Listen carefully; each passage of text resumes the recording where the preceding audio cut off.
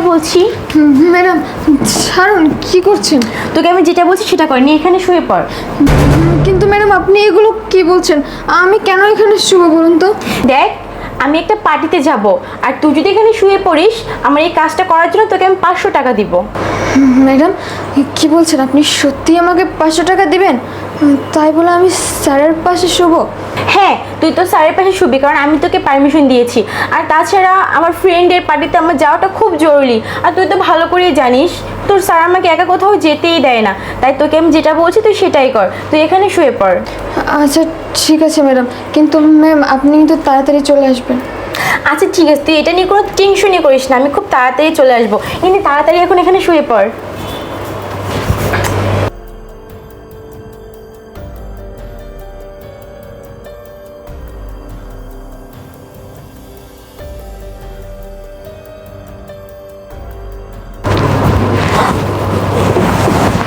এই এই ওঠ, তুই এখনো শুয়েছিস কেন? আর তোর স্যার কোথায়? স্যার কোথায় আমি জানি না। জানি না মানে?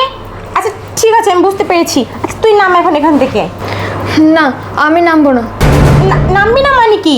তোকে আমি রাতটা এখানে থাকতে বলেছি, তোকে এখনো এখানে থাকতে বলিনি আমি। যা তোর কাজে যা, নাম। ম্যাডাম দেখুন, আমি বলেছি না আমি নামতে পারবো না।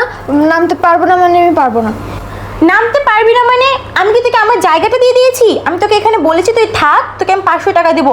এর মানে এই না যে আমি আমার সংসারটা তোকে দিয়ে দিব, আমি আমার জায়গাটা তোকে দিয়ে দিয়েছি। নাম বলছি। দেখুন, আমি একবার আপনাকে বলেছি না আমি নামবো না। নামবো না মানে আমি কিছুতেই এখান থেকে নামবো না। ও আচ্ছা, বুঝেছি, তুই ভালো কথা শুনবি না। না, এই নাম, নাম বলছি, নাম এখান থেকে। এই নাম না। জান্নাত দাঁড়াও। আরে দেখো না, আমি একটু ওয়াশরুমে গেছিলাম, এর ভিতরে কাজের মেয়েটা আমাদের বেডরুমে ঢুকে এসে শুয়ে পড়েছে। এত করে নামতে বলছি, নামছি না। ও আই সি, ওয়াশরুমে গেছো তাই না? কই, আমি তো ওয়াশরুমে গেছি। তাহলে তুমি কোন ওয়াশরুমে গেছলা? ও মনে পড়ছে, তুমি তো পার্টিতে গেছলা, সেই ওয়াশরুমে গেছো তাই না? আরে না, পার্টি মানে তুমি কি বলছো এসব? আমি তো কি বুঝতে পারতেছো না তাই না? এতদিন অনেক নাটক করে গেছো, দিনের পর দিন নাটক করে গেছো। আজকে তোমার সমস্ত নাটক আমি ধরে ফেলেছি। সো নাটকের ফিনিশিং দিব আমি। তোমার এই ড্রেস আপ আর মুখের স্মেলে বলে দিচ্ছে তুমি কোথায় গেছলা। তুমি কালকে রাতে পার্টিতে গেছো আমাকে ঘুমিয়ে রেখে। তাছাড়া আমি সব কিছু কালকে রাতেই জানতে পারছি।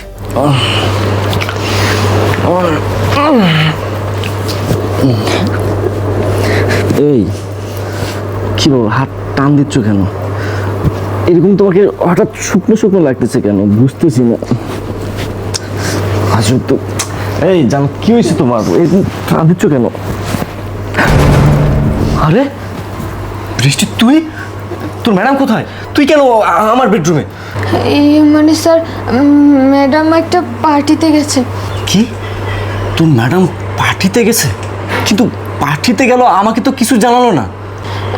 আসলে স্যার, আপনি তো ম্যাডামকে একা কোথাও যেতে দেন না, তাই আর কি ম্যাডাম আপনাকে না জানিয়ে গেছে। আর আমাকে এখানে আপনার পাশে শুয়ে রেখে গেছে, যাতে আপনি বুঝতে না পারেন যে ম্যাডাম বিছানায় নেই। ও আই গট ইট, বুঝতে পারছি। তার মানে তুই আর তোর ম্যাডাম মিলে আমাকে ঘোল খাওয়ানোর চেষ্টা করতেছিস তাই না? স্যার প্লিজ আপনি আমাকে চাকরি থেকে বের করে দিবেন না। দেখুন, আমার কোনো দোষ নাই। আসলে আপনি তো জানেন যে আমি গরিব মানুষ, আমার ফ্যামিলিতে অনেক প্রবলেম।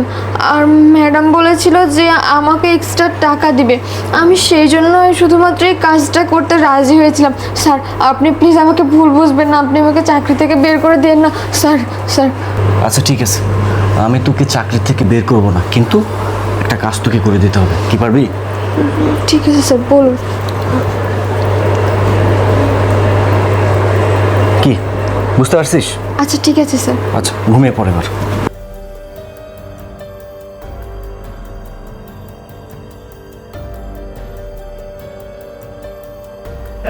কি মনে পড়ছে সব? আসলে দেখো, তুমি যখন সবটা জেনে গেছো, আমি আর তোমার থেকে কিছু লুকাবো না। হ্যাঁ, আমি আমার এক্স বয়ফ্রেন্ডের সাথে দেখা করতে গেছিলাম। আমাকে এবারের মতো ক্ষমা করে দাও, আমি আর এই ভুল কখনো করবো না। একদম চুপ, তুমি কোনো ভুল করো নাই। তুমি জেনে বুঝে শুনে আমাকে ঠকিয়ে আসতেছো, আমাকে ইউজ করতেছো। সি সি, আমার ভাবতে অবাক লাগতেছে যে এই মানুষটাকে আমি দিনের পর দিন ভালোবেসে গেছি, বিশ্বাস করে গেছি। আরে আমি তোমাকে ভালোবেসে বিশ্বাস করে ঠিক বুকের বাঁ পাশে জায়গা দিছিলাম, কিন্তু তুমি জায়গা মতো কোপ দিছো, এমনভাবে কোপ দিছো না আমার কলিজা ছিদ্র ভিদ্র হয়ে গেছে। তুমি আমার অগোচরে আমার পিছে তোমার এক্স বয়ফ্রেন্ডের সাথে রেগুলার যোগাযোগ করো। তুমি কতটা জঘন্য, কতটা নীচ। তোমার স্বামীকে বেডরুমে শুয়ে রেখে রাতের আধারে তুমি তোমার এক্স বয়ফ্রেন্ডের সাথে রঙ্গলীলা রাসলীলা করতেছো পার্টিতে গিয়ে। এসব কিছু দেখার জন্য আমি কি প্রস্তুত ছিলাম? এসব কিছু দেখার জন্য? তাই তো বলি, কেন তুমি গ্রামে থাকতে চাওনি? কেন তোমার গ্রামের পরিবেশ ভালো লাগে না? তোমাকে বিয়ের পর আমি কি পাইছি? কি পাইছি? তোমাকে নিয়ে না আমি গ্রামে থাকতে পারিনি। তোমার নাকি গ্রামের পরিবেশ ভালো লাগে না, আমার বাবা বাবার সাথে তুমি থাকতে চাও না।